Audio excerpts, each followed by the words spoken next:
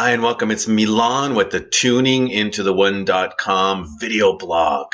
And we're going to have one more amazing video on the 4 core sacred soulmate signals and soulmate attraction to be able to find, attract, and live in and with true lasting love with that special, amazing, ideal dream partner and soulmate. Here we go. So, as we covered in the last videos, what we're really looking at here when we tune into the one is a focus on the 4 core sacred soulmate signals and the soulmate attraction blueprint, which is your key to opening up the door to true lasting love on purpose, with passion, and by design. And the 4 core sacred soulmate signals are the master keys to getting there. They're the keys to the porch. They're the keys to the garage. They're the keys to the cellar. They're the keys to the house, the living room, the bedroom, the kitchen. All of the entire property can be built on a solid foundation of the 4 core sacred soulmate signals. And this is because the 4 core sacred soulmate signals are your window and your door to the threshold that brings true lasting love in. Connection, compatibility, chemistry, and communication. Remember, connection is a dial. You dial it up, you dial it down. Compatibility is that perfect blend and fit, that 100% possible fit and blend of contrast, of complement, of similarities, of differences. It's all there for you to be able to have an amazing opportunity for ideal relationships with true, lasting love. And when you're able to do that, what you'll be able to see is getting, attracting, and having your ideal dream soulmate for the rest of your life. 8 years and counting for yours truly. This amazing woman was able to find a space and a place for us to meet. Then we got a meet and greet at a coffee shop, and that turned into our first date that took 3.5 or 4 hours. It was amazing. The connection was there. The compatibility was starting to get explored. The chemistry definitely felt like it was there. And the communication was the basis of starting to build that lasting bond of understanding and the depth of ultimate soulmate and relationship glue. And that allowed us to go through a process to be able to release the past, our past relationships, to be able to embrace where we were in the present, which was sometimes truly overwhelming. And we look forward to designing our future, as do each and every one of my private clients. Because in order for a new vision to take hold, you have to break with the past. So you have to let go of the past. And when you do that, you allow yourself to redesign your destiny. And as Lao Tzu would say, watch your thoughts, for they become your words. Watch your words, for they become your actions. Watch your actions, for they become your habits. Watch your habits, for they become your character. And watch your character, for it becomes your destiny. And the way you start doing that is by focusing on releasing the past after you've embraced the present. So, were the first couple of years challenging, full of opportunity to release the past? Yes. What got us there was a commitment to staying connected, continuing to evolve and grow compatibility, make sure that when we exploded chemistry, we didn't get lost in the dopamine and the oxytocin and all the chemicals floating through our bodies. And we used communication to always bring ourselves back to a place where we could dial in connection even more, explore compatibility to an even deeper and wider level, and make sure that when we were exploding the chemistry, we did it through a process that allowed us to always stay centered, stay grounded, and use true lasting love as our guiding force. So when you're starting on the path to releasing your past, remember, You can look at everything that happened to you in the past, and you can take yourself through that place and that space. Now, to frame this properly, when you want to release the past, what you're doing is you're looking at the different patterns, the different relationships you've had. So if you've done this before, great. If you haven't, you want to list and put down your magnetic attraction, past and present. You want to list your top moments in life, your top relationships, your top intimate moments and experiences, and you want to go back and see where your triggers are. The triggers are when one person pushes on this point, the other person gets really, really rattled and charged, and something happens for them. So, for instance, a stranger walks up to me and says, "You're losing your hair." I go, "Thank you for sharing." I walk into the front door of my mom's house. She looks at me and she says, "You're losing your hair." All of a sudden, I'm like, how could you possibly say that to me? Don't you know that's not a nice thing to say? So sometimes there are key words, key phrases, key people that when they say things to us, it seems like it goes in deep. And when it goes in deep, it's not always a fun experience. So we have triggers. We have moments that set us off. And when that happens, we want to be able to take that and be able to look at what's there. What happened to us in our past? What is it that we experience that causes this drama or this trauma or this moment that has us emotionally getting all upset, perturbed, frustrated? And why is it that somebody can say the same thing to us and nothing happens? But our mom, our dad, our brother, our sister, our spouse, our someone close to us, a good friend says it and we're like, wow, I can't believe you said that to me. Those are triggers. Triggers are places where we seem to get caught up in something that is bigger than the words that are being said. I'm not going bald. I don't have a problem with that. But there are things that I have that have to do with my childhood, that when my mom says things, they seem to carry a lot more weight. And I seem to get all upset over seemingly little things. For what? Triggers. Triggers are things that set us off as a result of past experiences, past drama, past trauma. And we want to be able to understand what happened, at least to a relative medium degree. You don't have to figure everything out, but you have to figure out that it's a trigger for you, that all of a sudden you go somewhere and you have to breathe or you get upset or something happens. So when we're going through this process that I'm about to walk you through, it's about releasing the past. It's about revisiting these moments and doing it in such a way that we're able to get the lessons and the learnings, so that once we get the lessons and the learnings, we get the insight. And when we get the insight, we have an aha moment. And when we have that aha moment, we're able to say, that doesn't have to mean that for me anymore.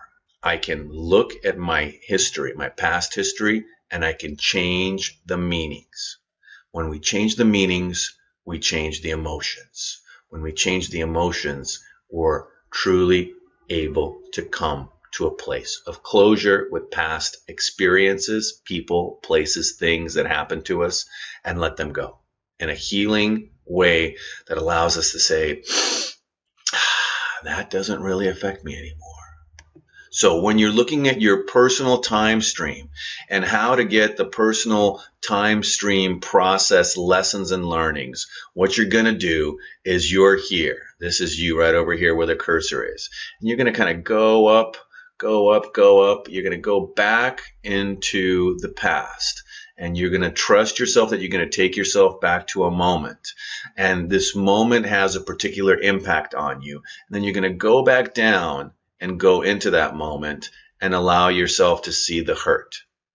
You're going to allow yourself to see the places and the spaces where you felt hurt, where you felt traumatized. And you're not visiting there to relive the emotions inside again. You're revisiting there to kind of look at it as an observer. You're looking down on the event.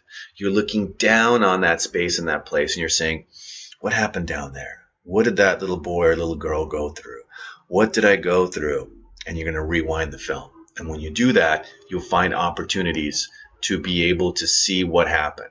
So man, woman, child, inner boy, little girl, little boy. Look down on that event and see what happened. Then write about it. Write down what happened to you in that moment. Write all the different pieces that will have you saying, hey, writing, journaling. Write it all down. Experience whatever you need to experience, and then look at it as if you were an observer, stepping back from above and looking down on that little boy or that little girl going through that event. When you're able to do that and write about it, something magical happens. And what happens is you're able to get the lessons and the learnings. So the lesson and the learning comes from being able to see it through your own neutral third person eye. Then you want to go back up here a little bit higher, look at that event and say, what are the lessons and the learnings that once I get those lessons and those learnings, I can go to a release position and just allow myself to let go of it. When you do that, you're able to start freeing yourself from the process. So you're going to blast through emotional release of an experience or an event by looking down at it and then deciding that it no longer has any power over you. Remember, it happened in the past. It's not here anymore. What it's doing is it's holding on to you emotionally, because now in the present, when something happens and there's a trigger here or there or wherever, there's a part of you that gets set off. And we want to be able to talk to that part and say, it's okay. We're getting the lessons and the learnings. We're able to release this event through healing. And this is the phrasing I want you to use, which is a basic allowing yourself to heal forgiveness process. You're going to say, you're going to look at that event. And if it happens to be a person, you can look at that person from above in a safe place. And you're going to say, I love you. I bless you. I thank you. I forgive you. Let's release. I love you. I bless you. I thank you. I forgive you. Let's release and let it go. And then as you release and let it go, you'll just feel yourself getting lighter and lighter. Do this for as many times as it takes. Start by going up, going back, reviewing the event. Look at it from above. As you're looking at it from above, start journaling on what happened. Journal. Done journaling, done processing. Now, it could be an hour, could be a week, could be a month. Take the time you need. When you're done with looking at the event, you want to practice a simple, straightforward forgiveness process. And the way to do that is to look down on the event. Look down on the event or the person and say, I love you. I bless you. I thank you. I forgive you. I release and let go. And then it's done. When you do that, a powerful thing happens. You'll go into the release position and you'll just let it go.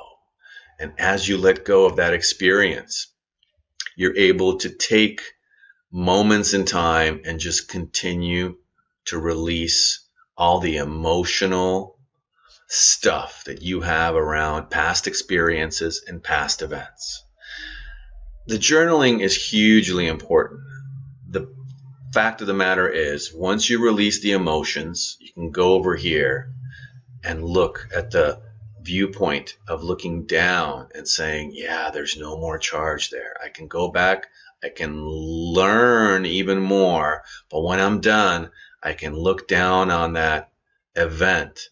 And when I look down on it, either from the future or from the past, if you orient your time stream from left to right.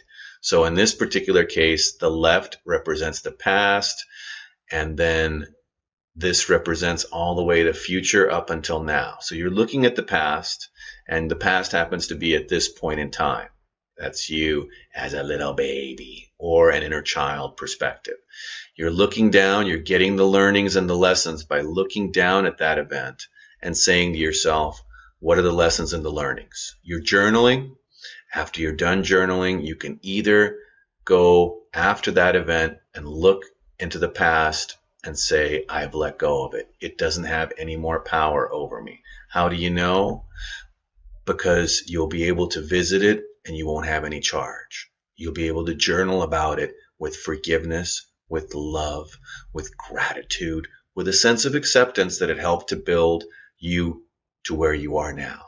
But you will let go of it. So the next time your mom says, you're losing your hair, you can say, oh, Mom, bless your heart. No, I'm not. But I can see where maybe there's a few spots that aren't what they used to be. It's no longer something that takes hold of you and grabs you. And by doing that, you know you've released. And when you're able to do that consistently with all the different things that happen in your life, well, the magic will ensue, because then you'll be able to neutralize and dissolve and just let go of decisions, emotions, feelings, and beliefs that used to be part of your past that are no longer part of who you are today, and you'll be able to let go. You'll be able to practice the 4 core sacred soulmate signals as your keys to an amazing present and an even more amazingly designed future, because you'll be able to let go of all of that pain, all of that shame, all of that guilt, all of that hurt, all of that resentment, and you'll be able to live in the present to help yourself, give yourself the present of designing your future. And when you do that, you'll be ever so grateful. So there's Milan, NESIT, and Gavin. That's my amazing present. And I was able to get there by releasing the past, releasing the beliefs, the decisions, the emotions, the events that happened a long time ago that are no longer real except in my head and in my body emotionally. When I let go of those things, a powerful thing happened. I saw things with different insight. When I was able to see things with different insight, I was able to let go. And I was able to let go of even more stuff that was deeper. So it was like peeling back the layers, letting go, letting go, letting go, letting go, because it's all about healing and releasing the past so you can be present and attract magnetically energized attraction to an ideal dream partner and soulmate in true lasting love. So thank you for your time. And remember, as always, you can view this over and over again, and we'll see you soon. If you want to join us in our private group on Facebook, you'll be able to get all of your questions and your answers, especially to those burning questions, answered in that private Facebook group. Look for the link on this video or right below here. And once again, this is Milan, wishing you an amazing opportunity for dating success and relating and mating mastery. Until the next time, make it a great day. Bye for now.